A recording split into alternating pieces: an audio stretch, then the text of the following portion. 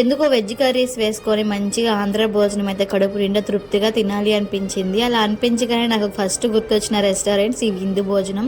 ఇక్కడ ఎన్ని బిర్యానీస్ ఉన్నా కూడా మీల్స్ అయితే చాలా బాగుంటాయి. ఇంకా వాళ్ళు ఫస్ట్ పెట్టే చక్కెర పొంగలి పులిహార అయితే నాకు అమ్మవారి గుళ్ళో పెట్టే పులిహారే గుర్తొచ్చింది. ఆ పులిహార తిన్నంతసేపు అంత టేస్టీగా ఉంటుంది.